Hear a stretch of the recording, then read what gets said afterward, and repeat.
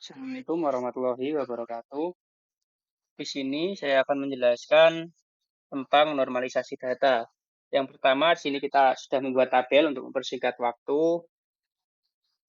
Jadi di sini ada sebuah tabel. Ini yang pertama, dia yang belum dinormalisasi, dia adalah UNF. Dan di sini dapat kita lihat bahwa di sini ada tabel kosong dan yang dapat menimbulkan anomali jika terjadi tabel ganda. Jika diisi kayak ini kan ada dua angkanya. Dapat kita lihat ada dua angka. Nah, di sini tabelnya kosong. Jadi bisa terjadi anomali, anomali dead, insert anomali, ataupun delete anomali. Nah, dia kita mulai normalisasikan. Yang pertama adalah bentuk 1NF. Nah, di sini itu kita isi. Jadi nanti tidak terjadi anomali. Jadi tabel kosong kita isi. Sini kan yang tadinya kosong, terus kita isi agar tidak terjadi anomali. Nah, setelah itu kita bentuk 2NF. 2NF itu dia ada yang bisa kita sebut itu partial dividensi, yaitu ada dua primary key dalam satu tabel. Nah, makanya itu kita pisah ini. Ini kelihatan kan? Ini ada ID dokter. Nah, kurang jelas, kita akan scroll bawah dikit. Bentar. Nah, ini dia namanya partial dividensi. Kita pisahkan ID-nya. Ini ID pasien, ID dokter. Setelah kita bentuk menjadi 2NF, selanjutnya kita memulai tahap ketiga, yaitu tahap 2NF. 3NF, maaf salah. Nah, di sini itu 3NF sendiri itu kenapa bisa disebut 3NF? Ya bukan salah-salah. Maksud saya itu bisa disebut transitive dividensi, yaitu tabelnya itu bisa berdiri sendiri. Contohnya ya kayak ini, ID dokter, ID spesialis, nama dokter, ya itu bisa berdiri sendiri. Tabel kunjungan, ya ID pasien, terus tanggal masuk, nama dokter, penyakit, dan ini spesialis, ini tabel spesialis, ini tabel pasien, dan ini mohon maaf salah, akan benahin sebentar. Tabel ruangan ya di sini, tabel ruangan. Aduh, tabel ruangan. Kita benahin sedikit. Nah, biar lebih jelas. Tabel ruangan, tabel pasien, jadi dia bisa berdiri sendiri. Itu dinamakan transitive dividensi. Jadi kalau yang 1NF ini, yaitu agar tidak terjadi anomali. Yang kedua, dia menjadi partial dividensi karena ada dua primary key dalam satu tabel. Dan yang berikutnya ini 3NF, dia itu yang seharusnya bisa berdiri sendiri. Ya, contohnya kayak ID ruangan, ID pasien, tabel pasien. Terus ini tabel dokter. Dan kita selanjutnya itu kita akan menggunakan aplikasi yang dinamakan data modeler di sini karena saya ingin mempersingkat waktu. Jadi saya sudah mengerjakan sebagian. Jadi yang pertama kali harus kita lakukan itu kita masuk ke ini logikal. Kita masuk ke pilihan logikal, terus kita bentuk tabelnya. Thread. Bentar. Oh iya lupa aku punya Pak. Nah, kita bentuk di sini thread. Nah, di sini yang terakhir tadi apa? ID ruangan. Nah, kita tulis tabel ruangan, maaf salah. Tabel ruangan. Jadi kita tulis tabel ruangan. Ruangan. Terus kita apply.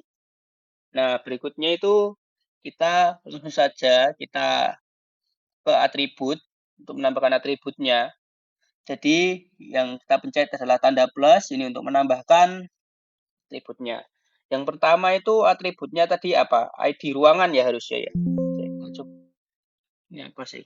Lindung-lindung ini. Bentar. Ini masuk di mana? Nah, tabel ruangan. Isinya adalah ID ruangan sama ruangan. Nah, kita masuk ke data modeler lagi. Kita ada di ID ruangan.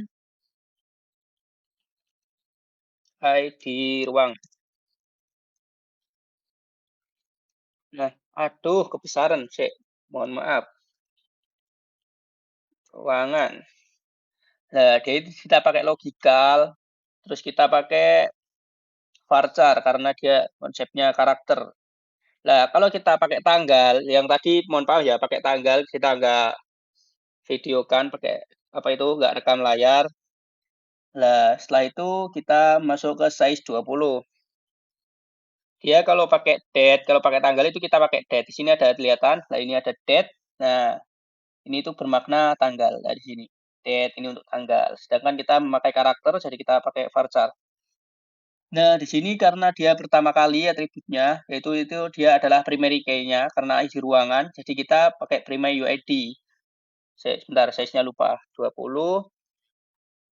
Terus ini pakai char, terus pakai primary UID, dan kita apply. Karena masih ada atribut lain, kita harus tambah. Yang terakhir tadi apa? Kita cek dulu, saya lupa. Yang terakhir tadi adalah ruangan. Setelah itu ruangan, kita ada ruangan. Sebentar.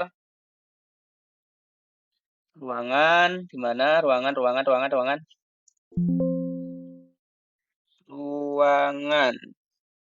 Besar nggak apa? Nah, gas. Nah, di sini kita pakai sama seperti tadi, varchar.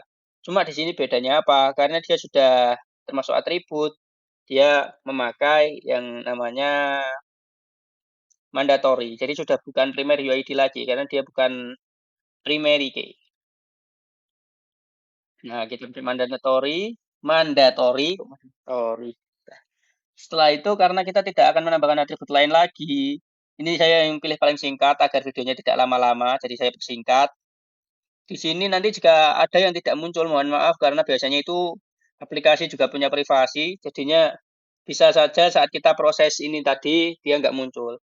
Jadi makanya saya persingkat sekalian 7 menit, jadi sudah lengkap dan tidak terpecah belah. Dan langsung kita apply dan kita oke. Nah, setelah jadi kayak gini, kita akan sambungkan apa yang berhubungan. Jadi tabel kunjungan ini pasti berhubungan dengan tabel dokter, tabel pasien, tabel ruangan. Jadi kita akan menyambungkannya. Di sini ada tanda panah, lah kita pakai, dah gas. Kita pakai, lainnya ke ruangan, kita sambung. Sebentar. Nah, langsung saja kita oke. Ini adalah tabel relasi ya guys ya. Nah, terus kita ambil lagi panahnya.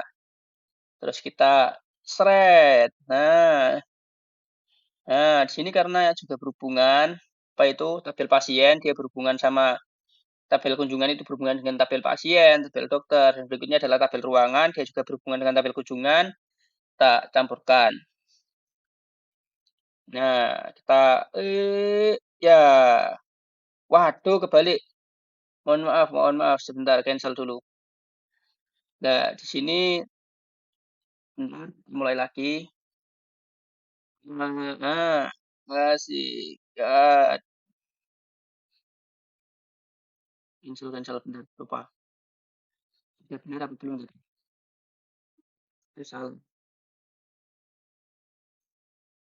Nah, saja kita oke. Nah, di sini tabel kunjungan itu berhubungan dengan tabel dokter, tabel pasien, dan juga tabel ruangan. Cuma kalau tabel spesialis, dia pasti tidak mungkin berhubungan dengan tabel kunjungan. Jadi dia pasti berhubungan dengan tabel dokter. Jadi kita ambilnya dari tabel dokter. Nah, kita ikut, dia tabel spesialis ini ikut tabel dokter. Klik. Nah, setelah jadi kayak gini kita oke. Kayak gini ya bentuknya ya.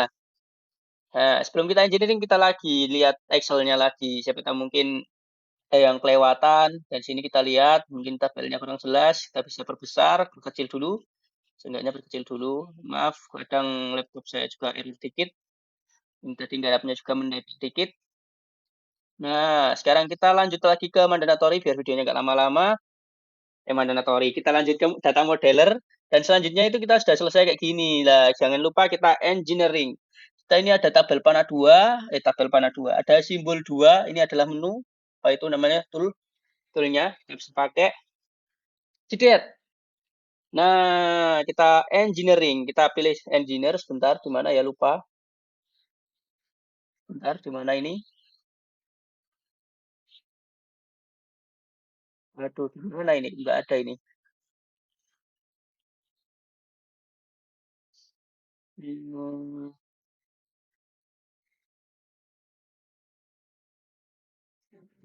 bentar.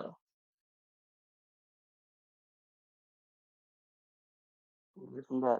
Apa yang terjadi? Kenapa tidak bisa di engineer? Jadi dulu permasalahannya. Terus kita coba lagi engineer.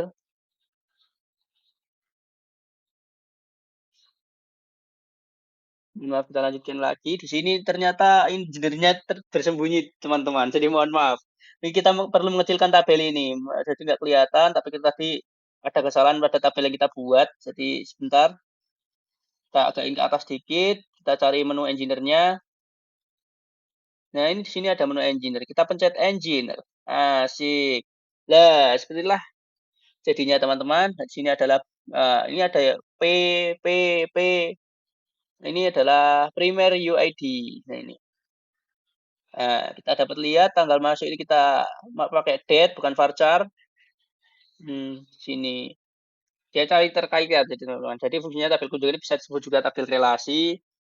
Ya, mungkin seperti itu yang dapat saya sampaikan. Jika ada kesalahan, mohon maaf. Jika ada video yang tidak ter-screenshot juga, maksudnya tidak terekam juga, mohon maaf. Karena di sini aplikasi juga punya privasi kayak manusia, teman-teman. Ya, jadi begitulah. Mungkin sekian video dari saya. Terima kasih. Wassalamualaikum warahmatullahi wabarakatuh.